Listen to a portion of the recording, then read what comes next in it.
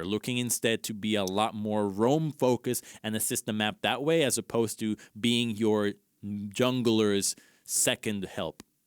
Yeah, Predator on Galio is one of those things where, like, when we took away his ability to like flash taunt, Galio's like, I need another way to get around the map, man.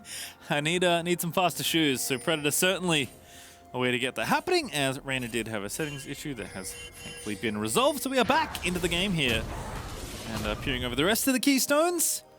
Nothing super surprising, I'll say. Phase 1 gadgets are always kind of cooler. Yes, Crumbs?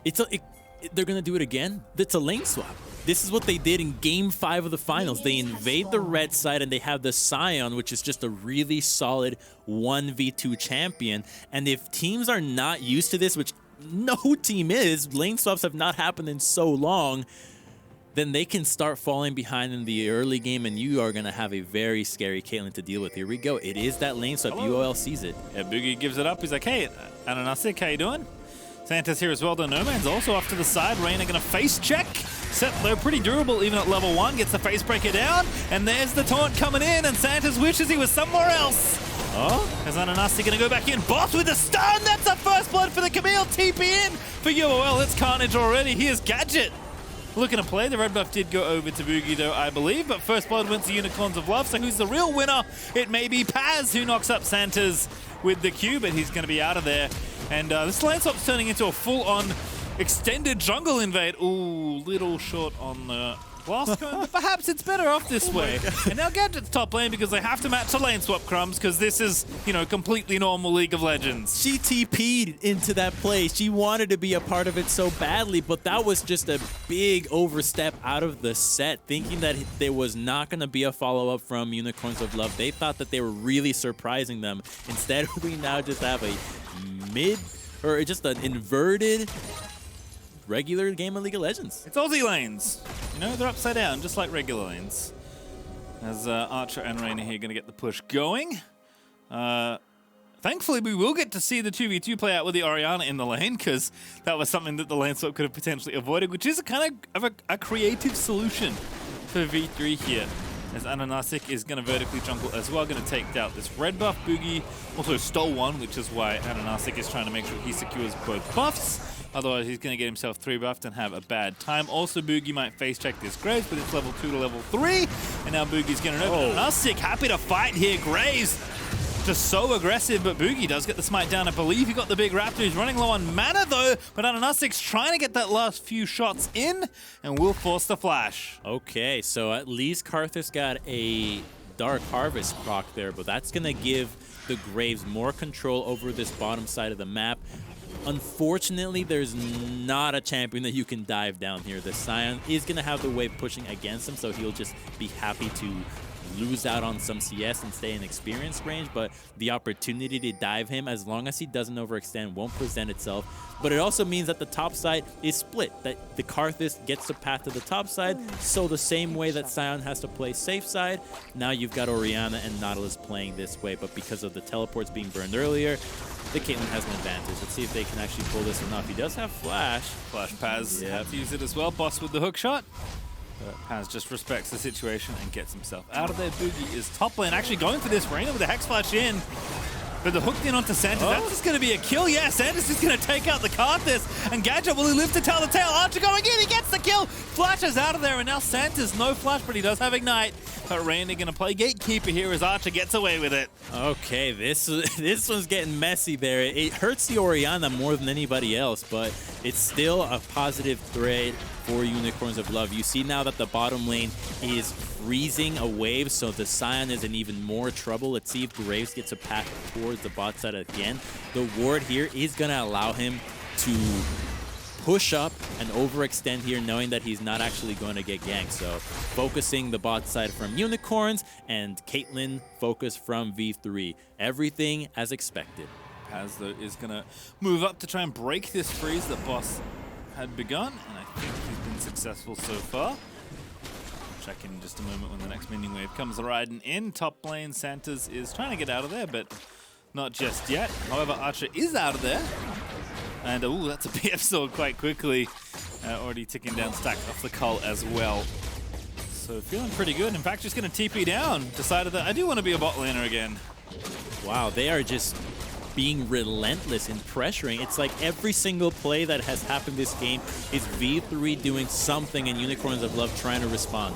They are just playing their own game and seeing if they can get Unicorns to respond, because what ends up happening if you just continue to match what V3 does is you're suddenly playing reactive League of Legends. You're not actually enforcing your own win conditions here. You're letting V3 do whatever they want, and they're clearly doing anything they want because they're just avoiding the bot lane all the time. Kind of love what happened there. Paz had pushed the wave in after, I think, potentially getting frozen. They're going top.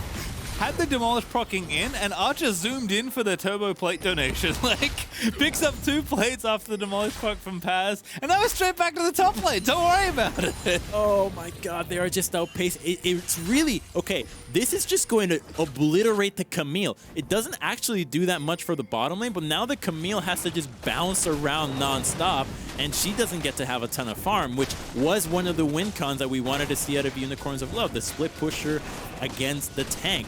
If Camille doesn't have the item, she's not able to split push or a team fight nearly as effectively as a Sion can. So it's just getting both with as little gold as possible and guaranteeing that you're going to have a higher impact that way. Santos is going to match, and Anasik is going to get the dragon, but if cast your mind back, Crumbs, you know, when lane swaps were very common. One of the things it often does is kind of just leaves the junglers alone to do jungling. And for Boogie, that's great, right? He wants to power farm here on the Karthus. And Anasik also not too unhappy with the situation, but Boogie's starting to maybe move up towards the top half of the map. They do have the red buff back up ready that they can try and steal. And Archer is going to take out this control ward, so V3 moving in, level 6 up for Ace as well, so he can join the party very quickly. But here's No Man's alongside the jungler. They're going to try and take the Raptor camp, and Anasik is going to go ahead and smite that away, but that's a big amount of damage from the Piltover Peacemaker out of Caitlyn, but Graves is going to walk out of the situation A-OK. I wonder how close Karthus is to level 6, because that threat of the Galio coming in is really scary, but then you add the Karthus on top of it, and suddenly Unicorns have to constantly look at the mini-map before they're thinking about taking any of these fights. Here comes Sion. Karthus must be close to hitting 6 if he's going for this. Yeah, I think it's 1 camp away. That Gromp's going to die. He is 6 now, and here goes Sion. There's Gadget. TP in as well. I think Paz is going to get it after the Grave if he can, but here's No Man's to try and shut it down. He does get the kill, and now Paz going to run in after the Orianna, but I don't think he can chase it. But here comes Ace. Going to try and get it. No, Paz just has it. Never mind. This game, they're going into the top lane. Big ultimatum, 3v2 here in the top side. Archer's going to be dead here easily for Ananasi as he gets the collateral damage over the top. Reyna, level 4, has the Haymaker ready to go, but that's not going to be enough. And who's the second kill going to go to? It's Boss that collects his check as UOL fight back. Oh, Unicorns is fighting is such a cool thing to see. This was what I thought they really separated them in the finals from Gambit, being able to out-team fight their opponents. And here, you did have a pretty free Sion walking into you, but being able to dodge out of those skill shots did stall long enough that forced the Galio to move down to the bottom lane. And guess what? If Galio moved bottom, he wasn't available for the play into the top lane. You would have loved to see a Galio ultimate to back up the Caitlyn up there, and maybe that fight would have looked a lot different. All right, well, Battle Herald is on. SP3 are just going to say thanks for the leash and take this objective out of there. V3's pace is breakneck so far in this game, and I like that we heard from Boogie before this game, you know, because when two teams aren't that familiar with each other, it's always interesting to hear what they have to say. And Boogie was like, oh, you know, we don't have that much data on them. Hopefully we have a good plan. And I think in his head he's thinking they don't have much data on us either. And I don't think Unicorns Love expected this, but neither did Archer, as the Shrubbery Santas does indeed get the ambush. And now Reyna, I think he's going to die again here. The bottom lane is starting to fall a little bit apart as UOL going to pick up 2 kills once more. Oh boy, if the concern was that Camille was going to get gold, that ship has sailed. She is giga-fed now, 3-0. This Camille is guaranteed to be a complete menace into the side lanes, and the Kassadin has gotten plenty of free farm as well. So now the scary points of Unicorns of Love are coming online. We're going to see how this happened once again. Really would have loved to see if that skill had hit. He looked for the command attack to have been used so that she couldn't immediately move speed away, but just a quick little sidestep was all it took. And then taking the kill is just a little cherry on top so that Galio was not able to get it. Yeah, Gabe actually played really well. Watching that back hit, really nice movement on Oriana to dodge most of the skill shots, but here comes the real problem. It's Boss diving in with the Nautilus. Yeah, I really think if Galio was actually able to be there, things would have been different, but now he's going to go down. Waiting arms of Ananastic as Ace is going to get shot to pieces.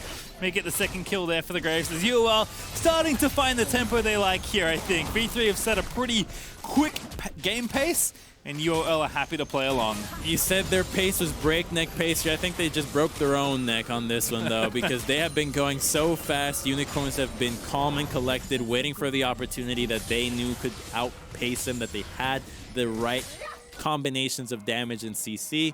And now with an 8-2 kill score, the side lanes become so scary. And you also have an Oriana that can eventually be placed in the mid lane and just happily wave clear. So they are already hitting their stride in their multiple win conditions, whereas V3s of team fighting around these objectives, still not there. And we were excited, for Gadget and Santa's, this duo lane with Oriana and Nautilus, but we were wrong, Crumbs. The real duo lane is Camille Nautilus, as Boss has been with Santa's by his side for most of this game now, it feels like. As you mentioned, Oriana's currently just a side laner. Right now, 1v1ing the top laner, but was against Ace, kind of like a mid laner for the last few minutes as well. Rift Tower, though, is going to get popped. This is one of the things V3 got, playing so quickly back and forth both sides of the map, and that is going to be first tower as well, so that's a lot of gold back over. Going to cut that gold lead down pretty significantly. UOL now only up by about 1,500 gold. They're up this gold, and they're not going to defend this tier 2 that V3 is going to go for. Instead, we'll just concede the second dragon, get a little bit more gold in their pockets, and then rotate over. So nobody was going to come back to this lane after this. But the scary thing is that it's going to get to the point where no one on the side of V3 can side lane whatsoever against anyone on Unicorns of Love. They're going to dominate that department. And if V3 is conceding these dragon fights, Unicorns of Love having this early dragon stack can just forego the next few dragons and continue to gain advantages in the side lanes while V3 has to group, and they're not going to get the fight that they want. So I think that this is a really good position for Unicorns of Love at the moment, despite losing that little bit of gold to the Caitlyn. Crumbs, with the way the game has been going, I saw that ward that V3 had, seeing that the dragon was going to go down. I saw 3 teleports, and I thought V3 were just going to go for it. But they give away the 2 dragons, they even up the gold, basically. UOL now only up about 500 gold after that Rift Tower play, taking down the 2 towers. And Caitlyn's not done sieging. Archer's Infinity Edge already, by the way. It's 13 minutes in, and Boots too, so Caitlyn pretty accelerated up from all this movement that V3 have been offering in this game. I think you're right, though. They do have to maybe stop the dragons being given away at least quite so easily. But if Camille's the win condition on the Unicorns of Love side, it's certainly the Caitlyn right now for V3. Okay, thinking about a dive here, but they see that everybody on Unicorns of Love is collapsing, and they could just try to turn this fight. That's a TP.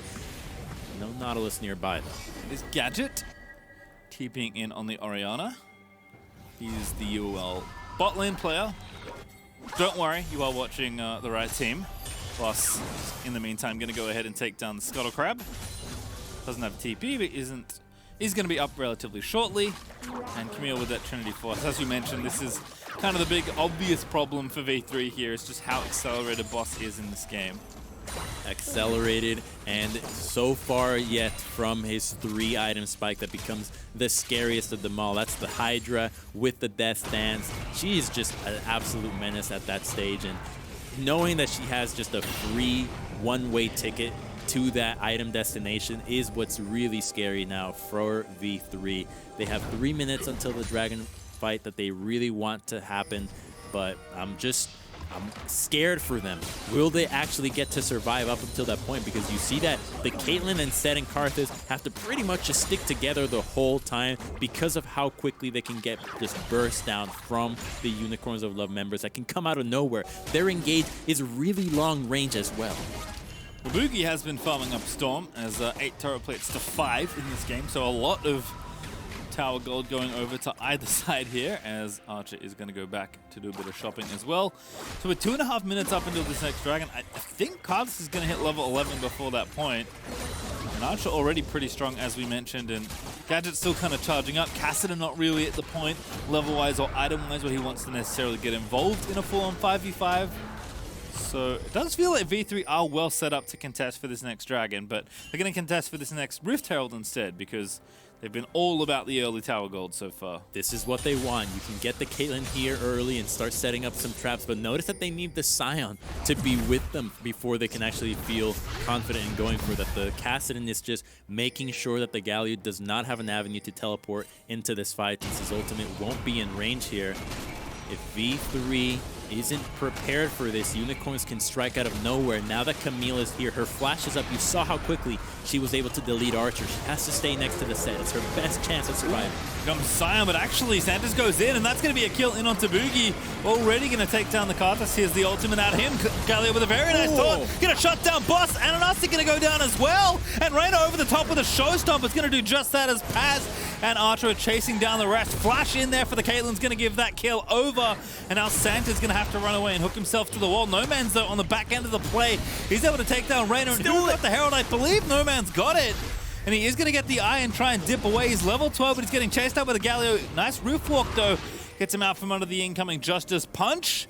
But is there any more left here? Ace is wanting to chase down this Kassadin. He's got double buffs as well. He's going to get the Q down, but he needs a little bit of extra help. The taunt not quite there in range. Nomads is going to get knocked up, and the Blast Cone's going to move Ace over as well, and that Justice punch is going to force a flash, but Ace just follow flashes instead. And now Nomads, he rift walks over. He somehow had a little bit of extra mana left over.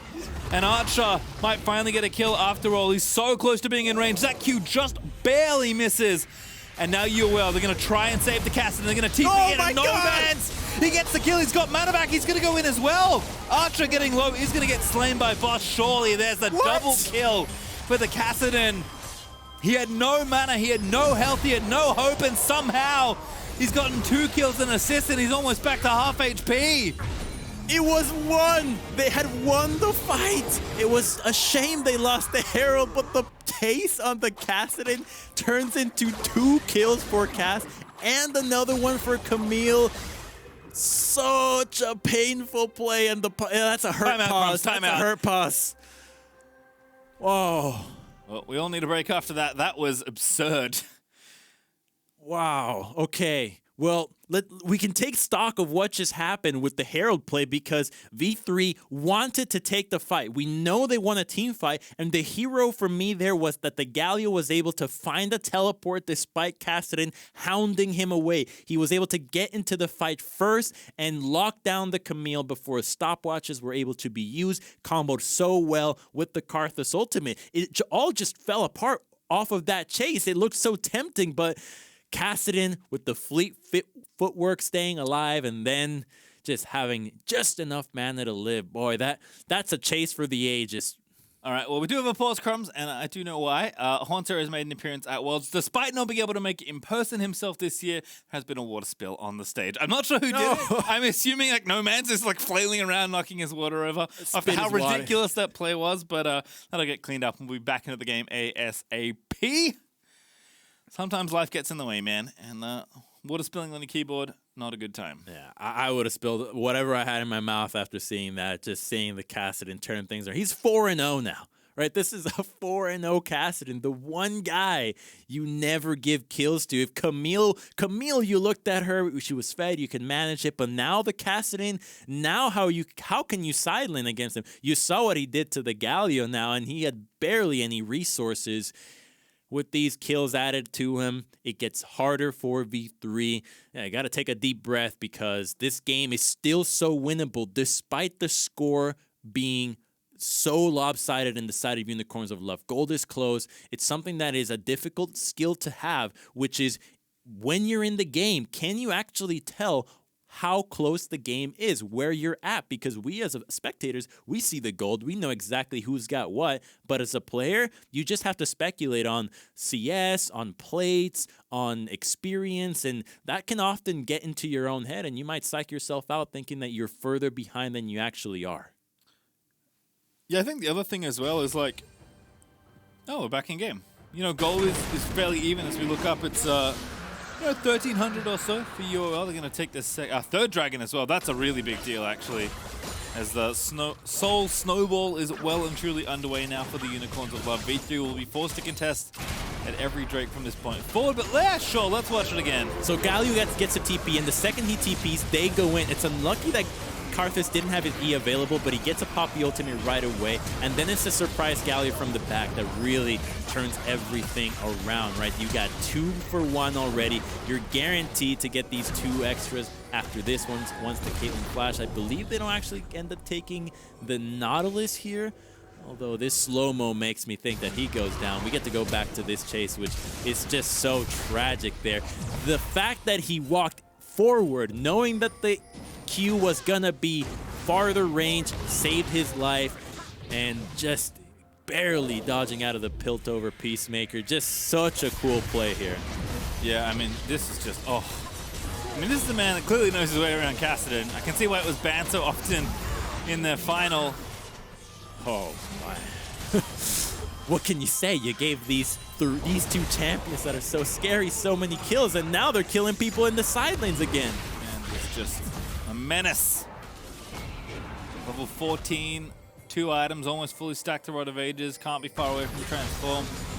I'm sure Boss is diving poor Ace, who's been resourced from all the swapping, and Boss will just clean that one up.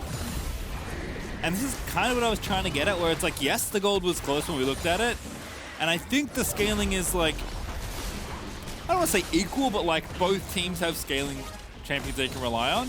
I think the problem is that all the gold has gone to the scaling for UOL, where it's a little bit more evenly distributed on the other side, and the threats, the big threats for UOL are just online so much faster than you might expect. I mean, this Camille and Kassadin, like these are champions that are so challenging to deal with, you know, when they get going, but they're going so much earlier than you expect. I think when they won the Herald play before the chase happened, V3 was clearly still in this game. They had shown that they could beat Unicorns of Love at some regard in the game, that if Unicorns was willing to fight them, they would win. But now that the objectives are on cooldown and there's nothing to do but lane, that's when you saw, okay, it's now really looking doomed there for V3, with the Camille being able to solo kill your champions, with the Kassadin solo killing Sion. It's just so tough from now on. And it's not getting any better. That gold grab it gets worse. Almost made me spit up my water. No Man has 9,000 gold. He's like 25% of UOL's total gold games this game. He's so strong. Just being able to find kills on Kassadin, this is what he does on this pick. It's so surprising because usually teams and players say, oh, Kassadin's all about being able to hit level 16, but if you can actually play a game where the Kassadin comes online long before that, where you're finding him kills, where you're able to use your incredible mobility to influence fights, then you have even more reason to pick Kassadin than just as what it often is a scaling threat. Yeah, just, I think, well positioned here. No Man's clearly a great pilot for the champion. And V3, for all the fun they were having in the early game, they're now down 5,000 gold, staring down a very accelerated Infernal Soul that they don't want to fight over, but they're going to have to fight over in a minute and 20 seconds. And Nomad's going to go back and spend some more gold eventually, as his recall does get rudely interrupted by Ace, and an Articular already taking down the Scuttle Crab. Key's going to go back. We're going to get some wards. We're going to do some shopping, and Unicorns of Love are going to look to tie up this game as they look to take down this Soul. So V3 must respond to this threat. It is possible for them to win out on a team fight right now, but it's just so hard for you to even get to that position. How do you go about setting up the fight when you're being pressured from the side lanes constantly? You see that Camille is not leaving the lane. She's staying here. Same thing with Kassadin, who's already back on the map. And so you have to group up, and if you do, you're now conceding pressure in the sides, which allow the Kassadin to just have free access to. Look at what he does. Yeah, he just doesn't care. I refuse to believe. Wait a minute. Oh, that's actually quite a lot from Archer. Boss also going to get spotted, but Reyna already dead. Gadget going to actually nab the last hit. And No Man's actually going to go back to base. He can just TP in if he needs to. Great shockwave there from Gadget. Looks so good on this Orianna. And now the enemy jungler is going to be forced to flash away. UOL are going to chase in. Ananastic is going to grab that kill. Boss is going to dive into the backline onto Ace. Here comes the Requiem. But I don't think it's enough. No Man's dominating after the TP back in. Takes down Archer. That's another kill dead as Ace falls, and Paz He's going to be the last one left alive as UOL are going to kill the zombie Scion and grab themselves the ace. This is fantastic pastry, seeing UOL show up at Worlds here and actually play a composition that not a lot of other teams can pull off. Being able to 1-3-1 and then have an Orianna into the bottom lane deal with what V3 threw at you, which was just unorthodox from start to finish, and just stay true to their win conditions and execute in the team fight is really impressive. I think the UOL hype is definitely living up to it. Yeah, this is quite the game. Again, we're under such, like, different circumstances, right? Like, not every team's going to lane swap on you and play as fast as V3 did. And for a while, Archer was actually reaping a ton of the benefits of all of the quick moves that V3 were making, but UOL have just responded better and then some. They're 10k ahead, and it's plays like this that make you realize why. Which is exactly how the game started, too. It was Reyna face-checking into Santa's and dying for first blood, which ends up conceding the dragon to Unicorns of Love. They get the Infernal Soul off of that, and then the chase becomes all too easy because the set is so important for keeping away the Camille and the Castle from diving in. And at this point, they're so fed, they can do whatever they want. Yep, no man's just flashing into the back line. Karthus ulti still ticking away. Easy cleanup there on the other end. And shout out to Gadget, by the way. It's unfortunate that like this is the game he got to play it, because so many other things have happened that we haven't actually had a whole lot of time to talk about his Orianna. But that Shockwave that managed to snipe the Karthus, that is not a first time Orianna play a Shockwave. And that's what you want to see, too, from your Orianna bottom. Can you actually do things in a team fight? Because, yeah, we know you can farm, but can you play Orianna like a regular mid? Oh my goodness. Can you play League of Legends is the question I asked Boogie. No, you cannot. If you're up against the level 16 Cassidy with 3 items, finish it under 25 minutes with Infernal Soul, no. The answer is no, Crumbs. You don't get to play. Ace, you don't get to play either. Oh my god, goodbye health bar. Chase him. He can chase him. He is. I mean, of course he can. He's just dead. Oh, I wish you refocused the channel was happening. Oh, a Q almost killed him. That was cool. Mana. Out of mana. Oh no. Don't let him auto you. I think he's gone too far. I think he did. Yeah, he went too far. All right, good work, Archer. Cleaning it up. That's a big bounty. All right, still fighting. Good Shockwave finds 2. UOL still in there as Noman's has been quite the distraction. Here's a big taunt coming in. Finds 3, I think, on the taunt. But Santa's going to clean it up. And I think UOL just too far ahead, Crumbs. The gold lead is ridiculous. Noman's is giving away his life, but for a good cause here. As the Nexus is going to be Unicorns of Loves in short order. Ananasik getting low, but not get dead just yet. Karthus says, I don't think so. Ace in the hole as well, just in case. Reyna trying to keep fighting. As Paz also tying up the rest of them left in the base. Gadget is going to get a kill, but there's Boogie with a shutdown onto Gadget. Paz low, but Archer still fighting. His Boss wants to get the Caitlyn, but he can't quite find the range. And now Boss is going to get the Ace in the hole blocked by Santas, as he's going to look to go back in, but he shuts down Paz instead. Not wanting to get punched anymore by the undead Scion. And that was a completely normal passenger play I just had to play by play. Archer just used Caitlyn ultimate 3 times in that fight. Only able to find his mark at the right. At the tail. Another kill. Okay. Feisty, taking down Boogie with the anchor. That was a cinematic moment as Boss is somehow still alive. All right, man. We could have ended this game. He tried to end this game, Crumbs. He deserves credit. He does. That was his first death. Still has a 400 gold bounty on top of him if he wasn't fed enough already. Unicorns of Love. It's happening again. He only got... I thought he was dead, but he's not. The nightmare's not over. Paz is the target. That feels bad. Oh my goodness, Scion, no! I'm so sorry, no mans! Don't do it like this. He's gonna get taunted 1v4. He said that's enough. Doesn't have to flash. Oh, actually, he's going back in. That's so gross. No mans. Oh, solo queue plays everywhere. That's peak League of Legends. Can you make pro games look like your solo queue games? If you can do that, you're pretty. I'm sorry. Good. Very few people have run into Castidans like this. No man's is putting on a clinic with this champion right now. And now Gadget's here to shield him up. That's not very fair. He was 1v4ing before. Gadget here going to make it a 2v4 instead. Nomance is running low on mana, which means that he can't do nearly as much silly stuff as he was doing before, but not going to stop him. I want to see him put the shield on Kassadin and go for a shockwave like that. That's a really cool combo that only Orianna and Kassadin can ever do, and you rarely see them together. And I know we haven't been outside of V3 space in a while, but if you're wondering, they have lost all their inhibitors and only have one Nexus turret. UOL are trying to put an end to this game, but Nomads are trying to do it in style. What a shockwave combo as they send in Santas for the absolutely stylish finish that only the Unicorns could find. And that's going to be an ace, a death again for Nomads, but it is worth the glory as UOL are going to get yet another team wipe, and they'll claim their first Nexus in